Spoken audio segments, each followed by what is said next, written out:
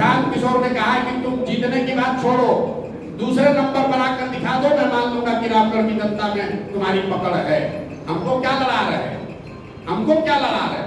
और रामगढ़ में किसको लड़ रहा है तो बुलाओ अपने नेता को, तेजस्वी यादव को। तो समीर भाई ने कहा है पहले कि बुलाइए तेजस्वी यादव के यहाँ लड़ाने, और हम यहाँ लड़ जाते हैं और देखिए कौन जीतता है। कर लीजिए फैसला, एक वर्ष तेजस्वी जी लड़ जाएंगे, दो साल लड़ जाएंगे, यही रामगढ़ से लड़ जाइए। तो स्वराज जीत का कितना दावा कर रही है?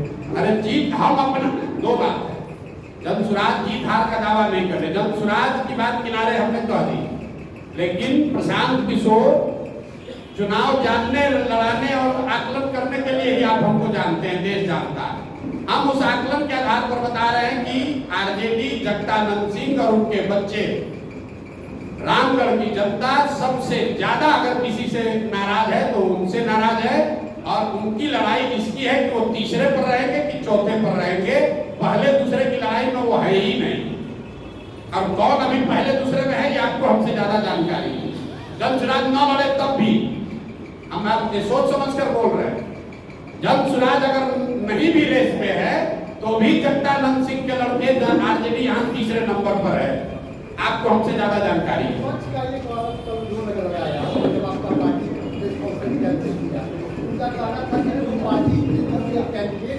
ठीक बात, बिल्कुल ठीक बात है।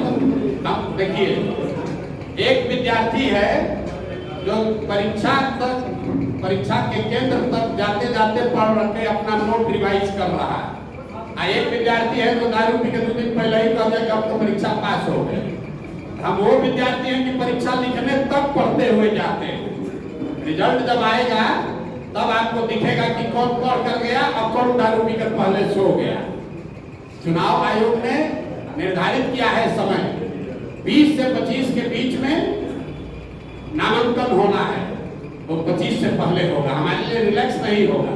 20 को जो नामांकन किया उसका भी फाइनल 28 को ही होगा, उसका भी वोट 13 को ही पड़ेगा।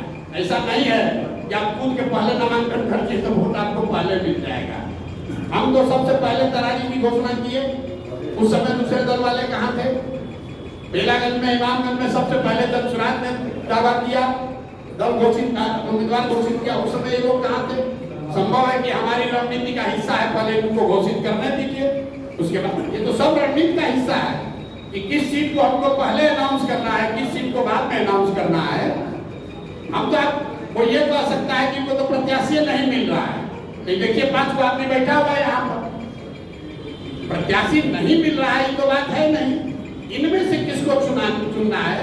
अब जगदानंद सिंह को तो पता है कि हम लड़ेंगे, उसके बाद हमारा बेटा लड़ेगा, बेटा के बाद उसका बेटा लड़ेगा, तो उस नजरिए से आप किस चुनाव की बात कर रहे हैं? हम तो आपको घोषित कर दे रहे हैं कि 2029 में भी आरजेडी का उम्मीदवार कोई जगदानंद के लड़का ही होगा, उनका परिवार का ही होगा, तो उनको क्या किसी से पूछने की जरूरत है? आपसे 2 सवाल। आप कैंडिडेट सिलेक्शन के लिए आपका स्टैंडर्ड थॉट क्या होगा? पॉलिटिकल स्टैंडर्ड थॉट ये है कि जिसको भी समाज में सही व्यक्ति लोग बता रहे हैं, ये निर्णय तो लोकतंत्र में जनता करती है सर। हाँ तो जनता कर रही है, अपनी थॉट क्या लेकर चल रहे हैं? पॉलिटिकल, सुनिए ना मेरी, इकोनॉमिकल, अरे लिखा हुआ है सही लोग। अमेरिका में अभी चुनाव हो रहा है, सुनिए तो लीजिए ना, सही लोग का क्या पैमाना है बता रहे हैं। अमेरिका में अभी राष्ट्रपति का चुनाव है, वहां एक ओर से रिपब्लिकन पार्टी के उम्मीदवार है डोनाल्ड ट्रंप और डेमोक्रेटिक पार्टी की उम्मीदवार है कमला हैरिस। आपने पत्रकार होने के नाते कभी ये पूछा कि डोनाल्ड ट्रंप को टिकट किसने दिया, कमला हैरिस को उम्मीदवार किसने बनाया? वो किसी एक व्यक्ति ने नहीं बनाया, कोई आदमी वहां टिकट नहीं देता है। वहां जैसे हम 5 उम्मीदवार खड़े हैं, वैसे रिपब्लिकन पार्टी से 5 आदमी 10 आदमी कहता है हम दावेदार हैं राष्ट्रपति के उम्मीदवार के, और 6 महीना वो आदमी कैंपेन करता है अमेरिका भर में घूम के। लोग बताते हैं 5 में सबसे अच्छा डोनाल्ड ट्रंप हमको लगता है, तो डोनाल्ड ट्रंप हो गए उम्मीदवार। इसी तरह कमला हैरिस देखिए, वहां जो अभी राष्ट्रपति हैं बाइडेन साहब, वो उम्मीदवार घोषित हो गए, फिर जनता ने कहा नहीं इनका उम्र ज्यादा है, ये नहीं चलेंगे, तो कमला हैरिस वहां उम्मीदवार है। यहाँ बिहार में और रामगढ़ में तो बपौती है, हम रहेंगे, हमारा बेटा रहेगा, उसके बाद बेटा रहेगा, उसको किसी से पूछ पूछने की जरूरत क्या है?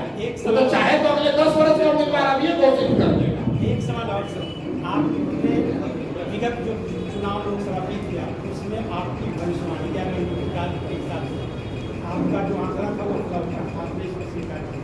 फ्लॉप रहा। आप कैसे स्वीकार करते हैं? आपको ज्यादा जानकारी है क्योंकि आप पत्रकार हैं।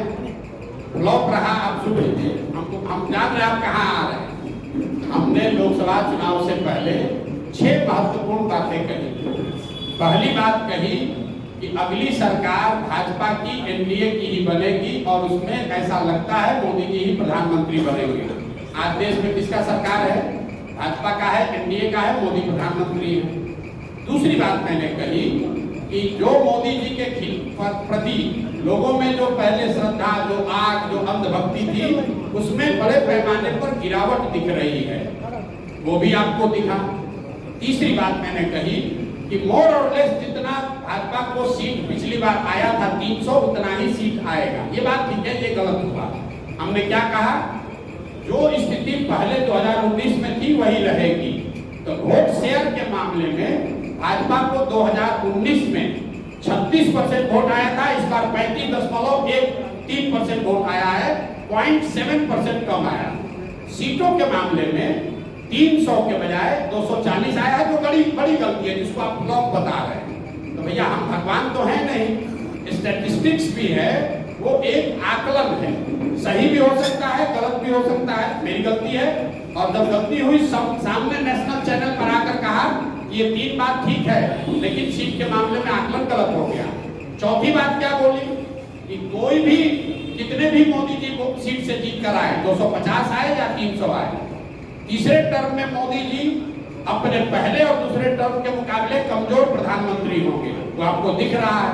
हमने एक और बात कही कि भाजपा चाहे जितने सांसदों के साथ विधान दल सरकार बनाए, तीसरे टर्म में आने वाले समय में उत्तर प्रदेश की भाजपा के नेतृत्व को लेकर भाजपा में बहुत बड़ा संकट की स्थिति बनेगी। वो भी आपको दिख रहा है।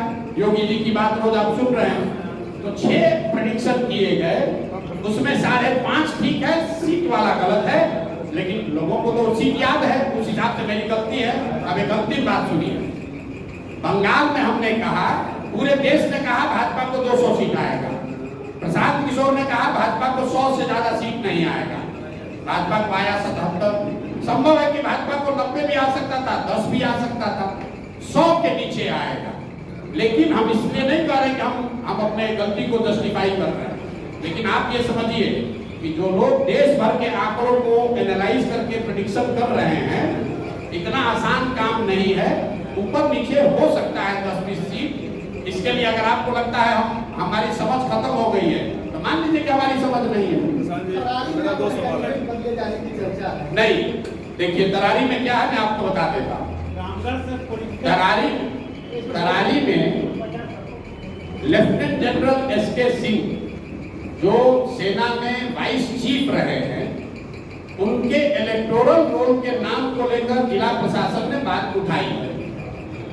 उनका ये कहना है कि इलेक्शन के कमीशन के रूल में ऐसा है कि आप बिहार के हैं, लेकिन अगर बिहार के किसी विधानसभा क्षेत्र में आप मतदाता के तौर पर रजिस्टर नहीं हैं, तो आप चुनाव नहीं लड़ सकते। ये वहाँ के अधिकारियों ने बताया। हम लोग उसको लीगली एग्जामिन करा रहे हैं।